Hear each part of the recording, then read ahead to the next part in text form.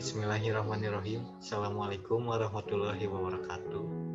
Kami dari kelompok 2 Arsitektur 2019 akan menjelaskan tentang arsitektur gotik. Sebelumnya kami akan memperkenalkan diri terlebih dahulu.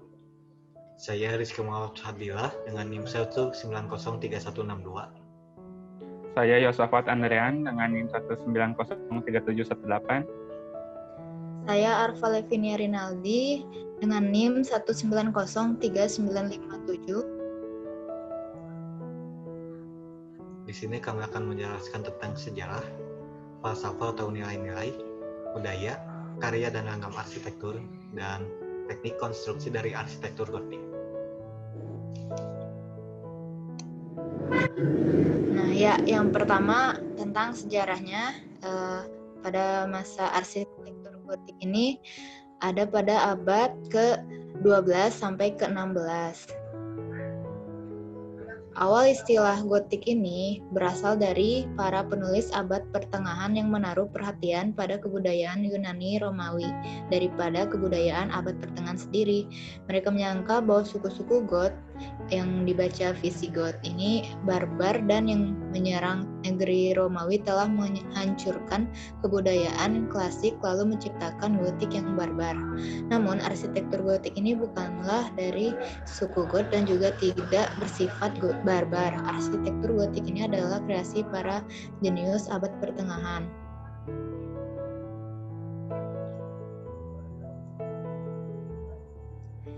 Lalu tentang sejarahnya, Perang Salib telah menciptakan tantangan baru bagi gereja. Para arsitek gereja beralih ke bentuk yang lebih ramping daripada tembok tebal. Masa arsitektur gotik adalah era awal dan akhir dari periode pertengahan evolusi arsitektur Romawi. Arsitektur gotik umumnya dikenal dengan bangunan cathedrals, abbeys, dan parish churches di Eropa. Era gotik berkembang menurut wilayahnya masing-masing, yaitu di Perancis, Inggris, Italia, Spanyol, Portugal, dan Polandia.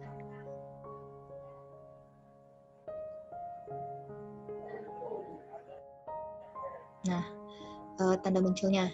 Arsitektur gotik pertama-tama berkembang di Perancis, yang terutama di daerah-daerah sekitar Paris. Ditandai dengan dibangunnya Abbey of Saint-Denis pada tahun 1144 di Perancis.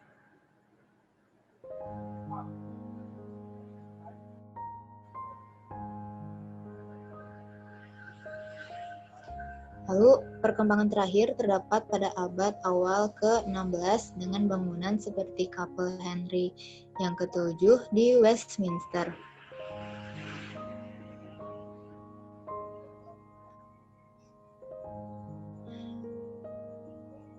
Bangunan di era arsitektur gotik kemudian ada yang hancur ketika Perang Saudara pecah di Inggris pada tahun 1642 sampai 1651.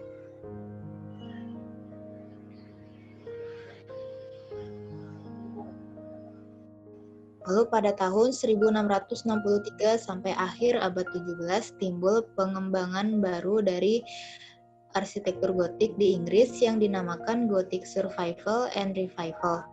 Dibuktikan dengan keberadaan Universitas Oxford dan Cambridge.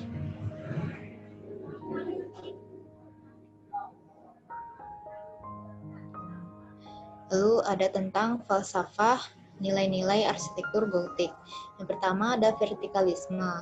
Garis vertikal mengungkapkan ciri zaman yang mengarah total pada yang maha tinggi. Lalu transparan itu dinding-dinding kaca berwarna atau kaca potri memperlihatkan cita-cita lepas dari kewadahan materi kehidupan yang fana, sekaligus menampilkan kisah-kisah religius dan nilai-nilai lokal. Yang ketiga ada hiasannya, yang artinya cahaya yang menembus selaku lambang rahmat Tuhan yang menembus kefanaan hidup manusia untuk meneranginya dengan nur ilahi.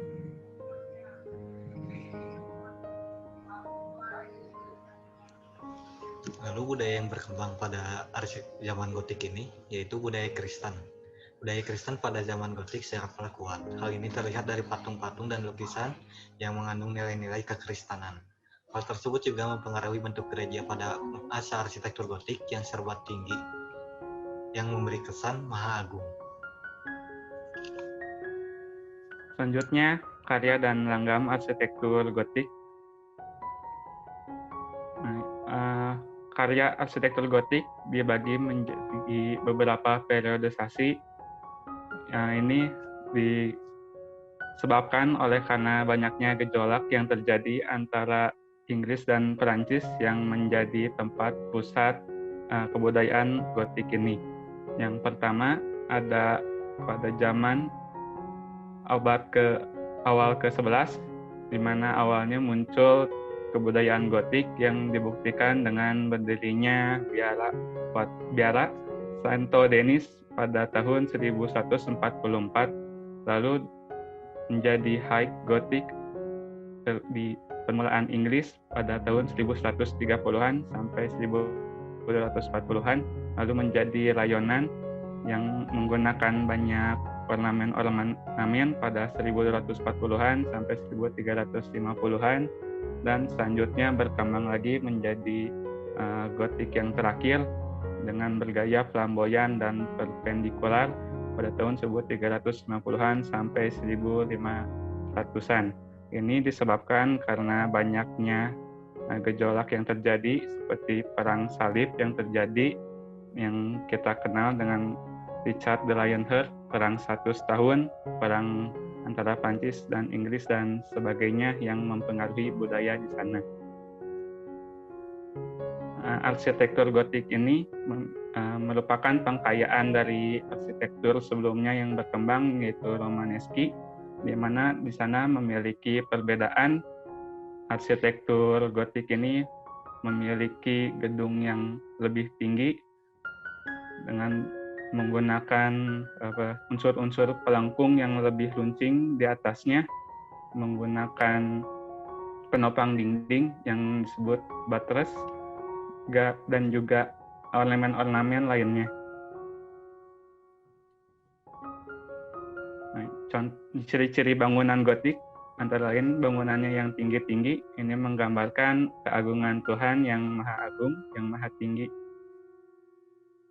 Selanjutnya ada dinding penopang. Selanjutnya ada unsur-unsur pelengkung yang lebih lancip dari pelengkung pada zaman Romaneski.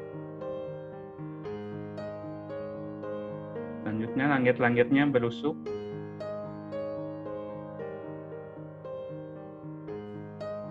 Nah, ini contoh-contohnya. Lalu arsitektur gotik menggunakan rose glass atau kaca patri, merupakan seni kaca di mana kacanya berwarna yang mengisahkan kisah-kisah yang berada di kitab suci, perjalanan para pemuka agama, tentang sejarah atau dongeng-dongeng yang berkembang pada masyarakat. Ini menggambarkan kisah-kisah yang menerangi hati manusia. Selanjutnya karya-karya yang menjadi ikon gotik. Pertama ada Notre Dame yang berletak di Paris, Perancis. Masih belum diketahui siapa arsiteknya. Ini ada beberapa arsitek yang kemungkinan membangun Notre Dame ini. Di antaranya ada Pierre de Montreuil yang dibangun 1163 sampai 1345. Selanjutnya ada Salisbury Cathedral yang menjadi properti di Wiltshire, Inggris, yang diarsiteki oleh George Gilbert Scott yang dibangun tahun 1220 sampai 1320. Selanjutnya ada Sagrada Familia, bangunan yang dibangun hingga saat ini, yang letaknya di Barcelona, Spanyol, yang diarsiteki oleh Antoni Gaudí, yang dimulai pada 1882 dan masih dibangun hingga sekarang, dan diperkirakan selesai pada 2032.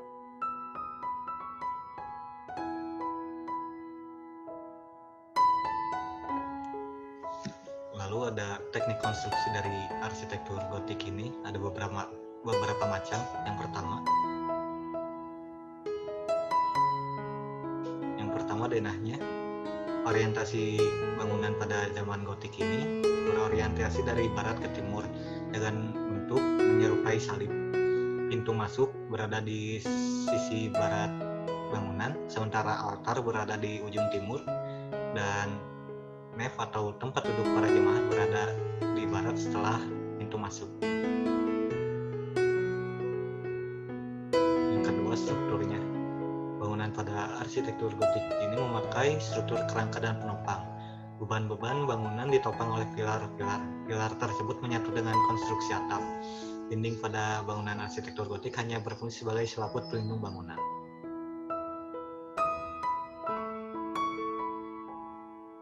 Selanjutnya ada river vault atau kubah berusuk.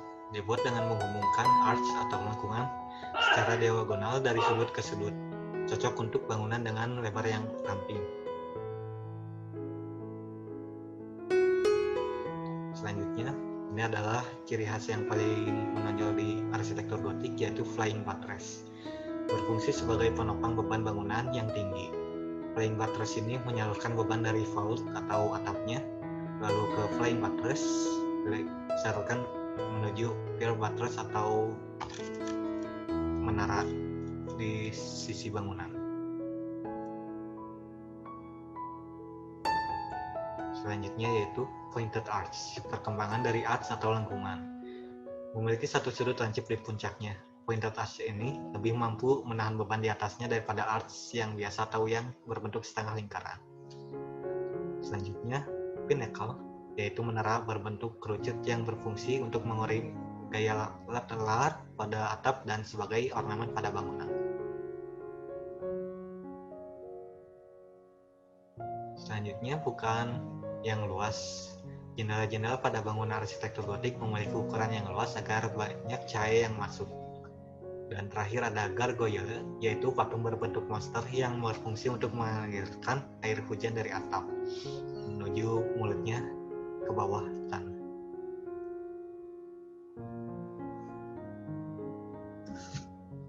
Demikian presentasi tentang arsitektur gotik dari kelompok 2. Terima kasih.